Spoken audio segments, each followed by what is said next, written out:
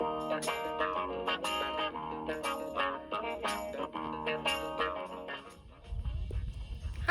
we're Rob and Denise. Here's our story. What do you do when life doesn't turn out the way that you plan it?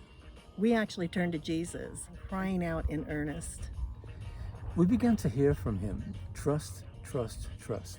Now, we've all heard that, but let's be honest, how easy is that to do? Scripture after scripture came to us, and we couldn't ignore it. They told us to trust with all of our heart. Don't worry, pray. And God causes everything to work together for the good of those who love him and are called according to his purposes. Right? Right. We began to understand that we were being called to his purposes, something other than the life that we were struggling to keep up with. A few years ago, some people had prophesied over us and told us that we were going to travel and start a ministry. The scripture where Abraham was told, "Go to a land where I will show you," kept coming up to us. It came in prayer time, in our reading the Bible, in messages from church. We began to realize that we're being called to a nomadic RV lifestyle, which we love anyway. In the beginning of the year, there were a group of people that went to this website to find out. They would do this little test and find out what their word for the year was. I decided to pray about it and ask God what his word for me was. And I heard clearly the word fearless. The thing about fearless is you're oblivious to danger. You just rush in and do what has to be done in the situation. Fearless is not always smart, but it is sometimes necessary. I had no idea what fearless meant for my year. We had made our decision to leave. Rob had done so much research. And in his research, one of the things that we found that people complained about was having to pay for large storage units for things that they didn't use while they were camping. So we decided everything had to go. The house and everything in it went up for sale. It's not an easy process to sell everything and go on the road. It was a painful shedding all of our things, and it took us a year to complete. It came down to the power of 3. 3 crates, 3 boxes, and 3 suitcases was all that we were left with. Rob packed up the U-Haul and left for our sons in Washington. 2 days later, me and the cat left. We flew in to meet him. I had a much better flight than the cat did.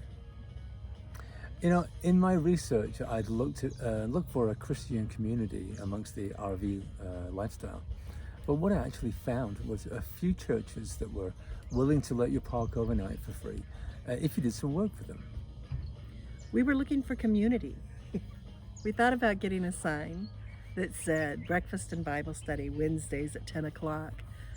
We had a group of friends that were praying for us, and one of them came to us and said, "You know, I just keep hearing rest and relax. After all you've been through, just rest and relax." And I thought, yeah, rest and relax, that's what I need. I need some grandbaby therapy. So we went and saw our grandchildren. Well, after 2 months of grandbaby therapy, we landed back in California with a mission. After so much research and hopping around from state to state looking for the right motorhome, we finally settled on a 34-foot Tropical made by National Motorhomes. Wonderful motorhome in beautiful condition. Thank you, Alicia and Chuck. And for a towed is what you call them because you tow them behind the motorhome, we found a Fiat 500, which we named Sprocket. Towed the wet sprocket. So when Denise was talking about the power of 3, did she mention also the 600 pounds of essential items that we need to put in the motorhome? It was hard to drive around the familiar streets of a city that I'd lived in for 50 years, but it no longer belonged to me. Especially our house that now sheltered someone new. But as everybody knows, it's hard to have a bad day in a convertible! We gathered those who were dearest to us and said goodbye.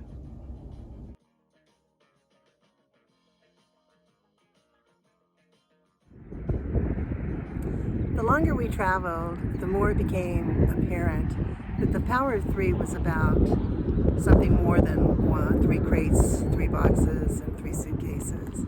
It was the power of the Holy Spirit, the Father and the Son. It took us a year to sell our house, and we couldn't understand it. Houses were sold all around us, and we weren't selling. Then we found out I had to have surgery. What would we have done if we were on the road when I needed surgery? Yeah, exactly. You know, another thing that happened is our motorhome. I mean, we were so excited. We got everything packed, and, you know, we were ready to go.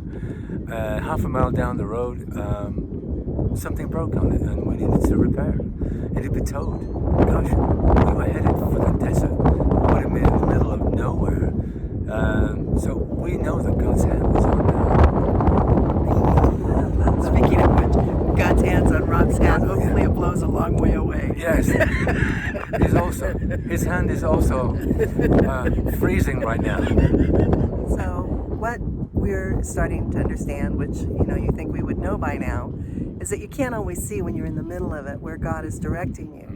But once you get past it and you can look back, most of the time you can see God's hands on your little disasters that aren't really little disasters at all. They're saving you from bigger problems. Absolutely true. Anyway, Yeah. we will get back to you next month Yeah. with more. We got more. We got more. We've had the privilege of praying for a couple of Oh, people. that was awesome. Yeah, it was so neat. Oh gosh, that was so great. And right before we left, 2 people that we've been praying for, one of them let us know he was carrying a cross, and the other one let us know that he was reading the Bible.